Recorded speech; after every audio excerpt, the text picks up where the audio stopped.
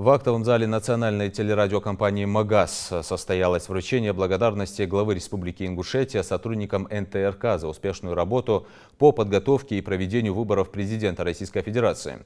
Руководство телекомпании, корреспонденты, операторы, водители, редакторы, инженеры, звуковики, технические сотрудники работали над тем, чтобы выдать качественный контент и осветить главное политическое событие этого года. Сотрудникам НТРК выразили слова благодарности. Идем курсом на развитие. Сегодня все знают политическую ситуацию, внешнеполитическую ситуацию страны в целом. Несмотря на все принимаемые меры так называемым коллективом Западом, все равно наша страна остается на плаву. Все равно мы идем вперед и развиваемся.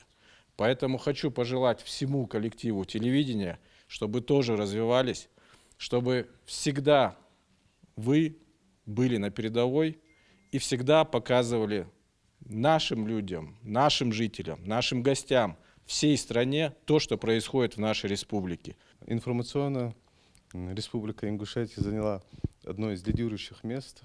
Нам об этом по итогам прошедших выборов сообщили. Это благодаря все вам. Баркал Диарясхал. Также с юбилеем поздравили нашего коллегу, руководителя музыкально-продюсерского центра НТРК «Магаз», известного автора и композитора, народного артиста Ингушетии Тимура Дзейтова. Директор телерадиокомпании Шамсудин Боков выразил благодарность за плодотворную работу имениннику и пожелал ему успехов в творчестве. Тимур, я от лица всего коллектива НТРК хочу поздравить тебя с 60-летием. Пожелать тебе всего самого наилучшего, крепкого здоровья, счастья, благополучия.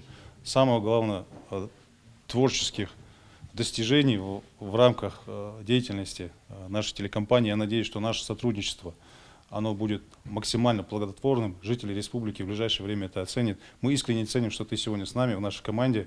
Удачи желаю всем. Баркал Халчан. Спасибо за внимание. Спасибо.